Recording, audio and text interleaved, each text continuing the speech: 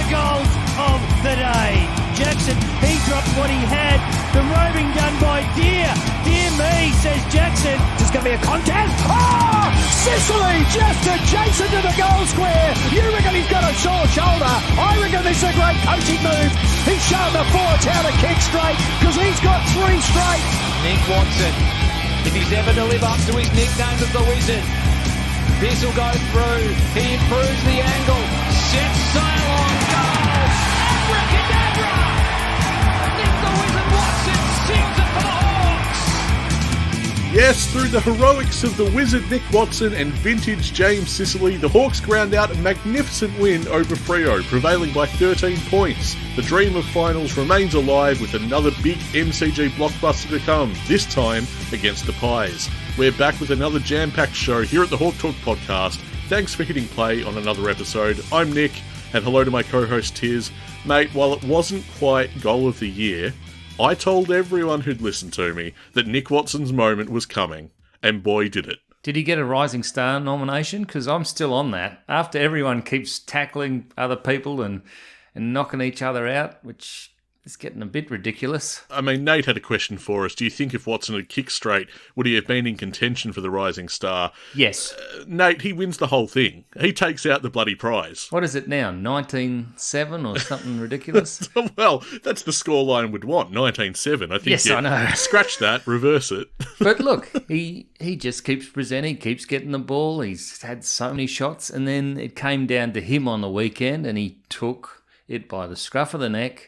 It was a great moment. There are a few little chills there because it was such an important point for him to actually kick that goal and ice the game. You have to empathise with how much is riding on that kick.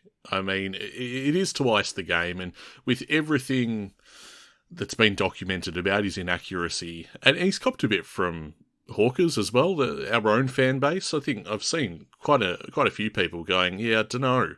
Why'd we go with this guy? I'm not sure. No one feels the misses more than we do, so... But, you know, he stood up, and what a terrific mark as well. Yes, yeah, it was an incredibly good mark. That's a KFC classic catch. Lovely pass from Amon as well. Mm-hmm. But, I mean, you're missing the point of this game. It was the Connor Nash game. This is Connor Nash beat Freo. He got 9 coaches' votes, and it's just testament to the ability of Hawthorn to just anoint a different leader in the midfield each week. And so, just like that, we're coming back to Connor Corner. We are, but we're not running that bloody anthem, are we? Because that's a dreadful anthem. Hit the theme.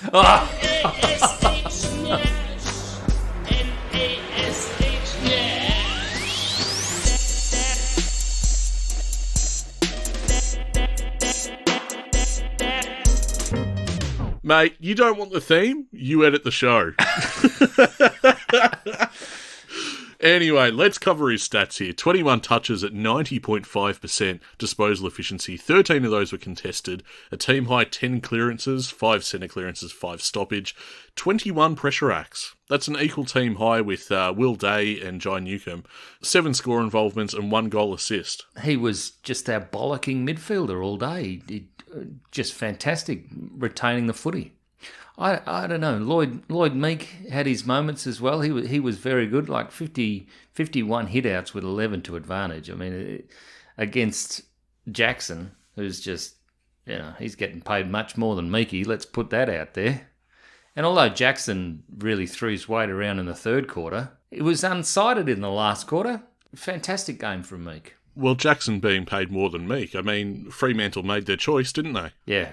We were a bit lucky Darcy wasn't in the game, I've got to say, I thought. But the team looked like they were on the ropes in that third quarter.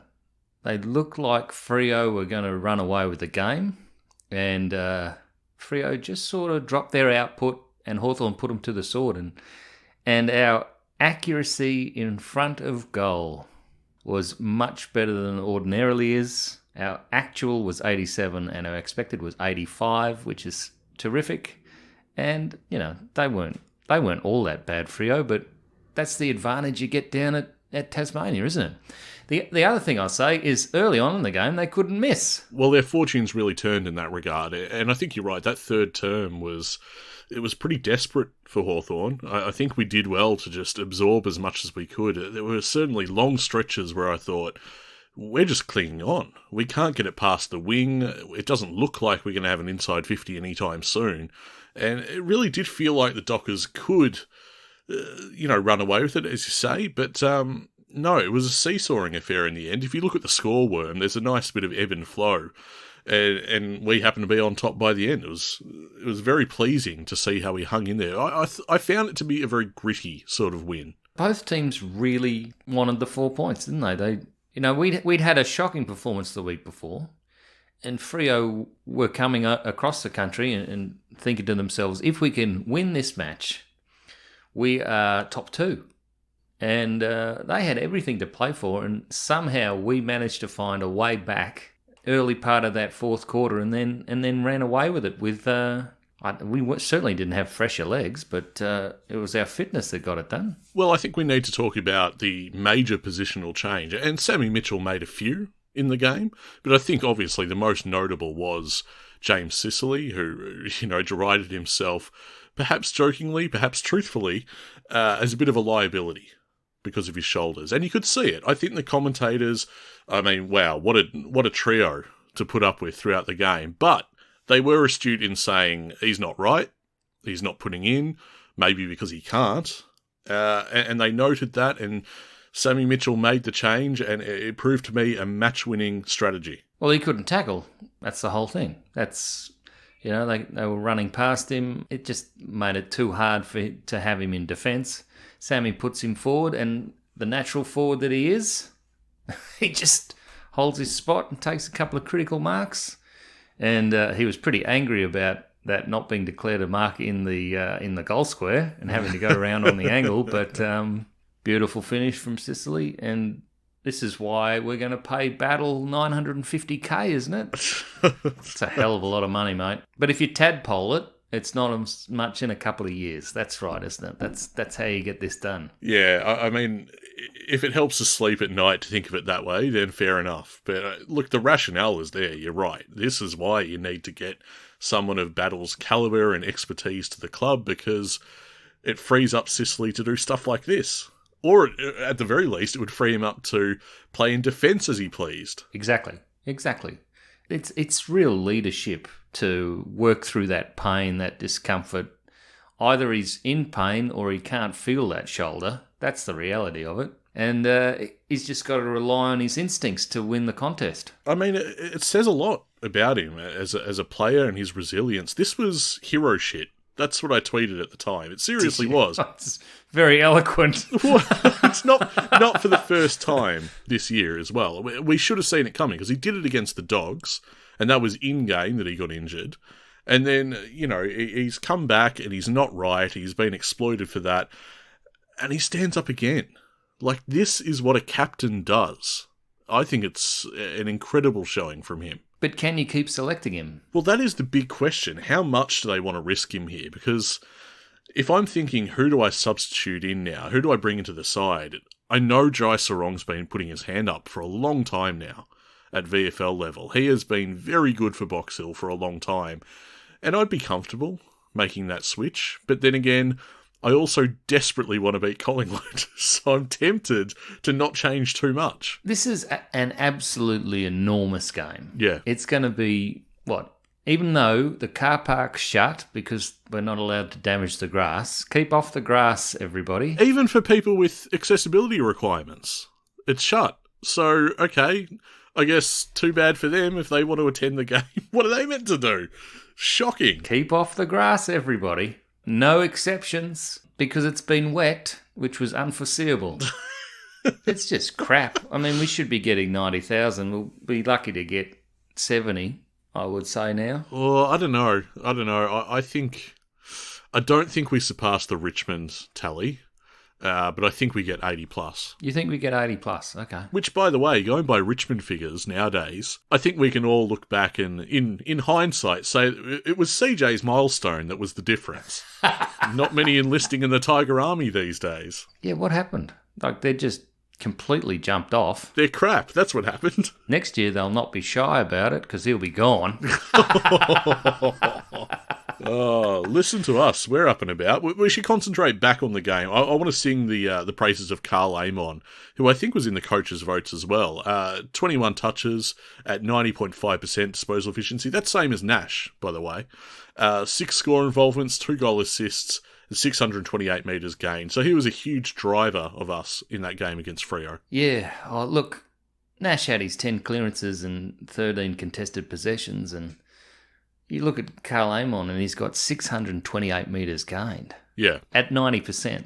That's incredibly good. Well, there you've got an example of 2 different style players. I mean, they've had the same amount of touches, same amount of disposal efficiency, and they play completely different roles. One's inside, one's outside. They're both doing that. We're getting the job done in both facets of the game there. There's another guy on the stat sheet here who had 24 touches, and he had 10 in that last quarter, James Warple. 18 uncontested, 7 contested, only 3 clearances for the day, and his pressure points were down. But he was so important for us running out that game. Did you touch on Lloyd Meek's pressure acts before? 19. Yeah, look at that. That's incredible. He loves it, doesn't he? He absolutely loves it. And then we nearly had Mark of the Year from Deer. Oh, yes. We still talking about Will Day, or is it clear that he's obviously not the difference? Oh, God. Listen to you. You got a little bit of swagger about you now. I've been saying Day's the difference, and you've told me for weeks, no, it's Deer. And I can't really argue anymore. It's just a fun little stat. Biggest win rate increase from a player selected versus not being selected since the year 2000. So we're talking, it's a long, long time. Kelshire Deer. Without him, we're 1-7. With him, we're 8-1. And that 1 is a 1-point loss.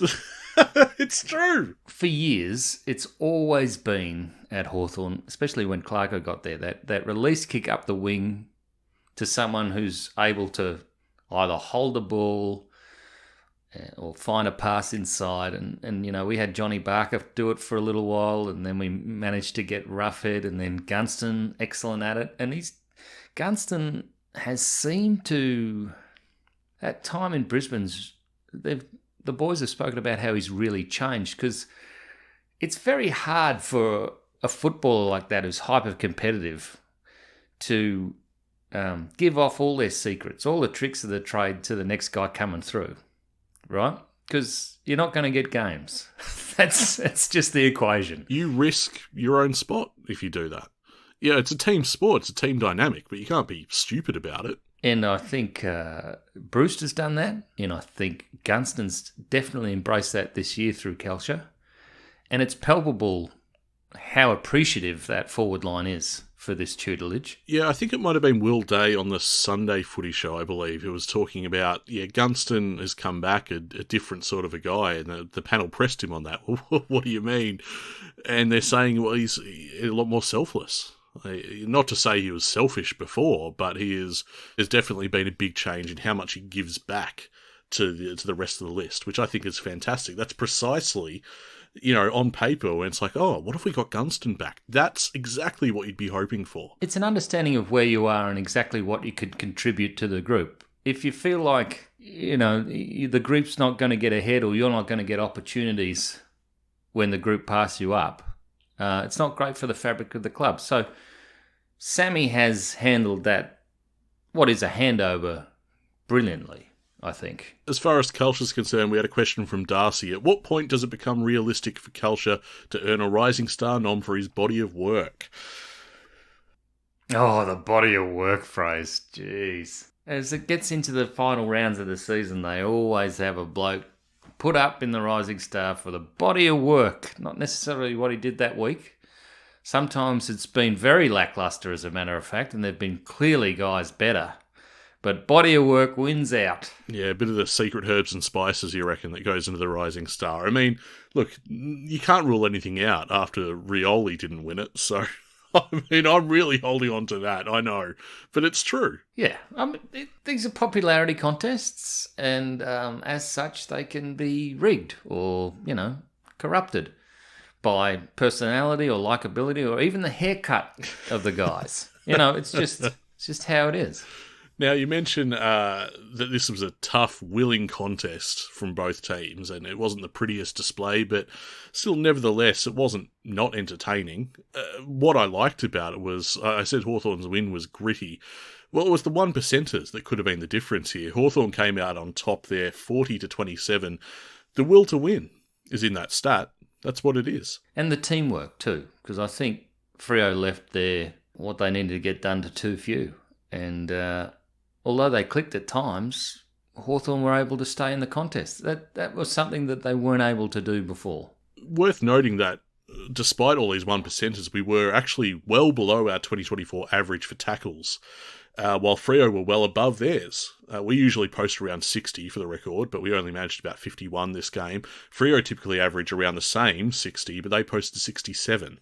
So, we haven't hit our ceiling here. There's a lot more to do. The inside 50s, they were ahead by 3, 42-45. That's not a lot of inside 50s. There were a lot of turnovers and stuff like that, and in the end, we made the most of our opportunities. 24 shots each. There's a really big home ground advantage in Tassie for us. Freo are a good side. Well, Aidan wonders, was that our most impressive win so far this season? He asks, considering we've been Freo's bunnies for a few years now. And I actually looked it up. We hadn't beaten Freo since round 17, 2019, which was at UTAS. Terribly difficult to win over there. It is. But what do you reckon? To Aidan's point, who writes in and asks, is that as good as it's been this season for Hawthorn? Has that been the best win? I think it is. And I was going to come on the pod and ask you the same thing, because I felt the grit and determination to get that done, even though an individual act from Sicily got us over the line with 3 goals. That's a very, very tight performance from the boys. I mean, it's quite nice that it's got good competition.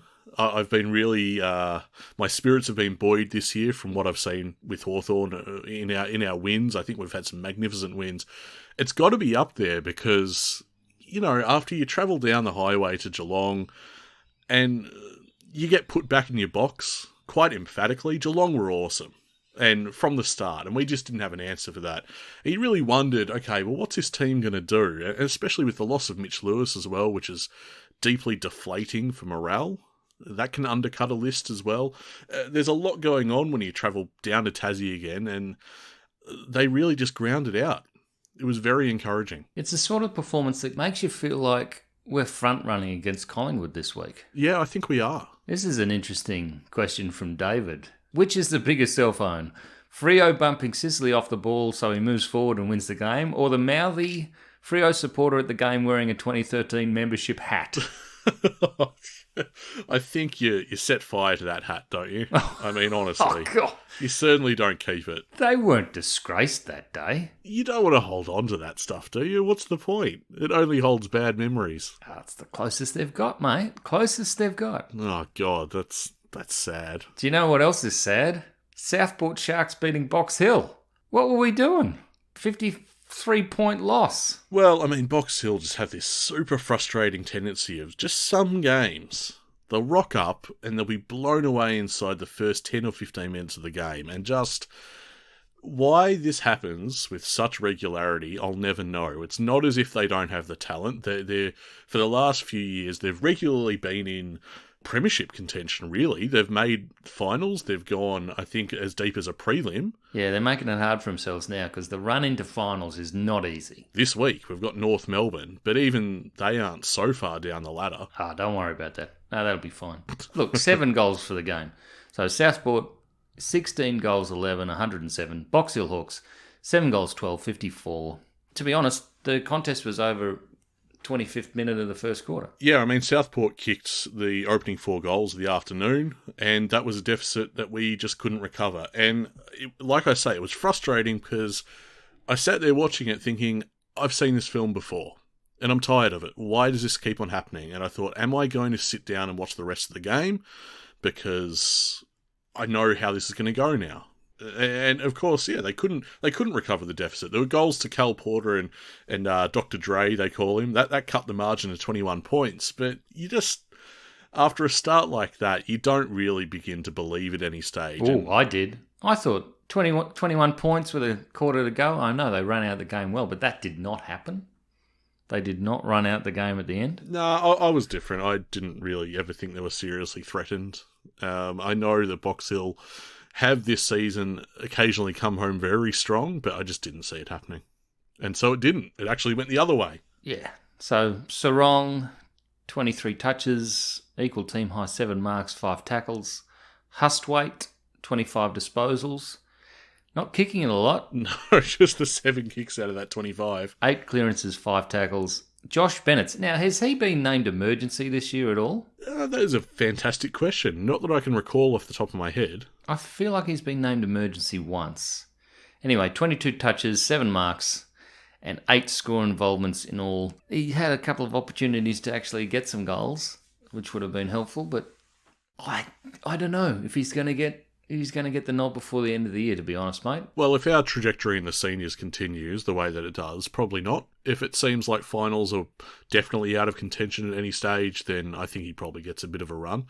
But, yeah, unfortunate for Bennett, because I think he has earned it at this point. Now, at this point, I want to talk about how much Box Hill missed Josh Ward, I think, and then how early in that match he was very good for us down in Tassie. Yeah, he faded a bit, Wardy, but you definitely noticed him. You noticed that he had the impact early on against Freo. Look, he had an 80% disposal efficiency. He only had 1 contested touch. He had 10 touches for the day. Not a lot of pressure points, but he certainly didn't look overawed, and he wasn't wasn't beaten by his opponent. Do you think he holds his spot? Yeah, I think he does. I imagine he does, especially with, I believe Massimo won't play. He's a test, but I'm going to play the odds there and say that he probably doesn't get up. So Ward probably retains his spot, and then... What's the test for, by the way? He rolled his ankle. Okay. So I imagine Morrison might come into the side. He'll be elevated from the sub position, or maybe Finn steps into the side, which, Finn McGuinness, 28 disposals for Box Hill. But the knock on his game there, 53.6% disposal efficiency. 21 of his touches were uncontested, so it's not great. Should probably be using the ball a bit better than that. Yeah, it was good pressure from Southport, though. Yeah, they were on, for sure. Bodie Ryan continues to rack up possessions. 94% disposal efficiency. He's getting some easy touches, only 17, but he's getting some considerable confidence. And Ned McGuinness made his debut for Box Hill Hawks with 11 touches, 6 marks, 4 tackles in what was a display. I'm glad you said it, because I didn't want to be the bad guy. I must admit, I really didn't notice him. But that's fine. That's his debut. It's hard to spot the new guys sometimes, when they're getting their touches. So you'll notice in the wrap-up here that Granger Barras had a goal to his name. So he was switched forward at some point, and my mind hasn't been changed about DGB. Not at all. Let's not open that folder again. And move on to whether Jack Ginnivan will play for Hawthorn on the weekend. It seems more likely than not. So he's still got his knee complaint. He's listed as a test for the club, but reading into Burgess' assessment, it seems like they are going to play him. Do we really need him against Collingwood? That would be my question. Oh, come on, you got to. Even if you felt like you didn't need him, you want the theatre of it, surely. Yeah, I guess you do. But look, I'd love to see him out there, but if he needs another week, he needs another week. Yeah, it's interesting to see just how the club manages, everyone at this time of the season and what's at stake here, because there is the temptation to go, no, rush them all back, really start pushing as hard as we possibly can, but then you don't want to be too silly about it, you don't want to be reckless. So you've got to find that balance somehow. The most disappointing injury report here is Jasper Scaife with a finger injury for 1 to 2 weeks for me. Yes, a broken finger. An incident at training in which he went for a tackle and his finger got caught in the sleeve or the... Shades of Nick Holland, mate. I remember he did a shoulder that way. Desperately unlucky. And he'll miss another 1 to 2 weeks and they'll see how he goes from there. But Yeah, sort of cut down his momentum. And boy, do Box Hill really need Scaife right now, because that forward line on the weekend, that was no good. Just no targets. What do you think? Are we beating Collingwood? Because I'm getting overconfident, I think. I think I've got to pull it back. Do you know what I mean? Yeah, I got a little bit of the same vibe, to be honest. I think I need to rein it in. Because we're so much better than we were when we went to Adelaide, and they were lucky. Correct. We really should have won that. We were sitting at the scoring end, and we had great seats. We had a great vantage point to know that we should have won that game. But alas, we did not. But I think you're so right in saying that we've come along in leaps and bounds since then. We are deserved favourites going into this one. So Tim asks, assuming there's no significant change to Sicily's health status in the next couple of days, does he play 1 forward, 2 back, or 3 not at all? Oh boy, decisions. I would say it's in part probably informed by what Collingwood do, and how they line up and how they structure. My default is to send him back, but I mean, what would they do if we pushed him forward? Well, I think it's going to be wet weather, so he'd probably have to play forward for that, right? Isn't it just nice to know that it's an option? We've joked about it for so many years, and then Sammy pulls that lever, and it's like, oh, wow, okay, great, it does work. Listen, James, you can only play forward if you're in pain. That's the deal. He comes up to Sam at half-times, I'm feeling a bit sick. All right, James, off you go. He's very watchable forward. Very watchable. But will it inform, our sub? Are we going to have Sarong as the sub? Yes, that is interesting, isn't it? Because we could play Sicily and then feel the need to sub him out of the game, and Sarong would be right there. That'd be very handy. And Sarong is versatile. I know he's mostly played down back in recent history, but we can send him forward. And Quantum Hawks on a similar line. How do we manage this for the rest of the year, including finals? Is that right? Is that what Quantum means? For all the rightful plaudits of the move and his second half, it came about from being a lame duck down in the back half. Bring in DGB or Sarong and leave Sis forward. Yeah, I don't know if they're going to bring them in to do that. They probably feel they can cover Collingwood's forward options if it's wet. Yeah, I'd say the same. DGB's not anywhere in the equation there. I know Hawks fans would like him to be, so would I, but he's not. So we move on. This question from Richard. Currently we have picks 6 and 27, then nothing until the 70s in this year's draft. Does that mean this year is all about free agency, or can we somehow improve our draft hand? I would say they are thinking, we have all this cash. We've got 1 first-round draft pick. If we nail that, and we get a couple of experienced, bigger bodies in, we can have a crack. I think they're thinking exactly along those lines. It makes me think that, way back at the AGM we attended, where Sammy goes, we've got most of our list here. We've got most of what we need for a tilt. And I think right now he'd be feeling somewhat vindicated with those comments, to the extent that the strategy here is, look, there's so much already bedded down here. We just need to bring in some talent, scout some talent, persuade them, get them over here, and then we make our charge from there. Surely it's an easier sell this year. We've been very good. Yeah, it is. And I mean, that was always the hope, right? As we continue to build, it becomes much more appealing for talent. I think it begins here. Certainly Battle seems, from what I'm reading, like all but certain. Yeah, I hate that. We went with this a month ago, don't worry, he's coming. And now everyone's like, oh, he's probably coming. And we're like, oh, okay. Because it's just going to force St Kilda, who got a win that they, that's an excellent win against Sydney. But then they go to Adelaide and they look absolutely a different side. And, they haven't got anything else to spend the money on. So they're going to raise their offer to Battle. Yeah, they will. But then, is there a part of them that thinks, take the compensation? The compensation is going to be tasty. Is it, though? Yeah, it'll be a top 10. Yeah, all right. Well, maybe we don't have to pay him $950K then.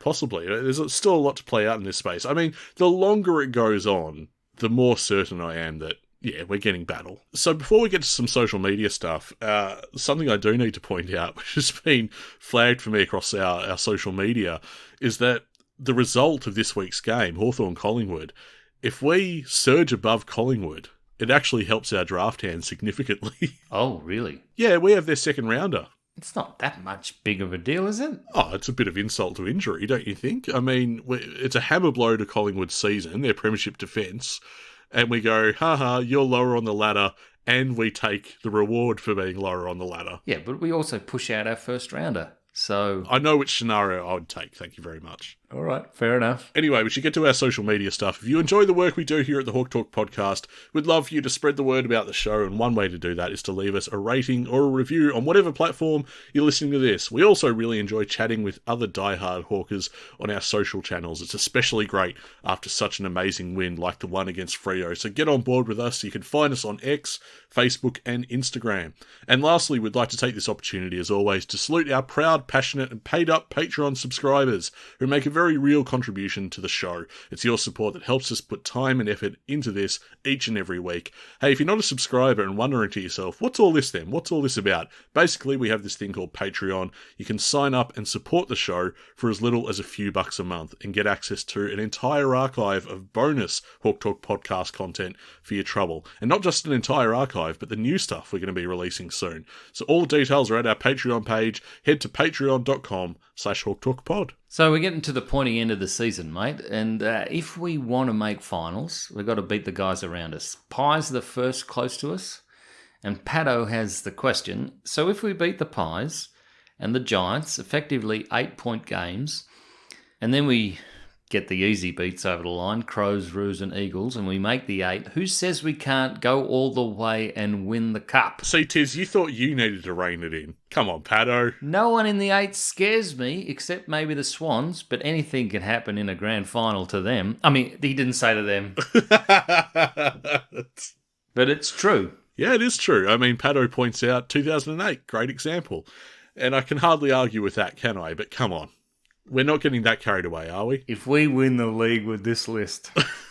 Oh, no need for that. Come on, it's still pre-finals list when you look at it. Yeah, I mean, Sammy says every week, win or lose, that we're a work in progress, and he's right. It's true. Yeah, we're a work in progress, but what I'm talking about is the number of games the guys have played, the experience. Most of these guys haven't experienced the finals atmosphere. If we win the league with this list, what are we going to do next year? Well, we'll start by finding the lid. It'll take a few months to find, I would say. The lid came back off after the Freo win, I will say. I was very buoyed by that win. I thought it was magnificent. But come on, Paddo might be getting a little bit carried away here. Let's just see how we go. This is a huge test against Collingwood. I mean, both teams are desperate to win this one. They both need it badly. And I think you're right, we go in as favourites. Do Collingwood have any significant injuries this week, or? Lachie Schultz is apparently out with concussion. He failed a concussion test in the final quarter against the Cats. He had a head clash with Tom Stewart, so that's one less thing to worry about. These are the big ones. So you've got Jamie Elliott on a test, you've got Isaac Quaynor with a test, and John Noble with a test. And even if they do get up, you'd have to suggest that they're not all 100%. So, you know, there'll be no Myercheck, who usually plays very well against us. Tommy Mitchell's not there. Bo McCreary's not there. I remember he played quite well too. So, we've got a very good chance. There's no reason not to be confident, Nick. This is good. This is excellent. I hate this now. I'm bullish. I'll admit it. I'm bullish, and I've been excited for this game for a while, and I think the atmosphere is going to be absolutely electric. If you haven't secured tickets, I think you'll need to. Even if the weather's going to be a bit shite, I think you'll have to secure your entry to this one, because it's going to be a packed house. Bring a poncho. Is that what you're saying? Because it'll be that. We've been getting that awful mist in Melbourne that just sort of, or the rain that sort of just drops, hangs in the air and moves with the wind. Just tracks you wherever you want to be. Yeah, so the advice is bring a poncho, don't bring your car, because you can't park anywhere close to the stadium. It sounds like it's non-inclusive. I don't know about you, but... Well, it's not inclusive from an organisation that desperately wants to be inclusive. But this is an MCC thing rather than an AFL thing, surely. I don't think it is. It's a Yarra Park decision. Yarra Park, okay. Well, nevertheless, it's 2024. Let's get with the program, guys. Anyway, Hawthorn, Collingwood at the MCG, Saturday, July 20, 4:35 p.m. My tip is that we get the job done. Now, that flies in the face of my prediction at the mid-season review. I said that this would be a game that we dropped. I'm starting to feel a bit of swagger about the Hawks again. Dangerous. Getting carried away, folks. Here we go. Where is the lid indeed? Anyway, we'll be back next week to cover all the action, win, lose or draw, right here on the Hawk Talk podcast. We are a happy team at Hawthorn.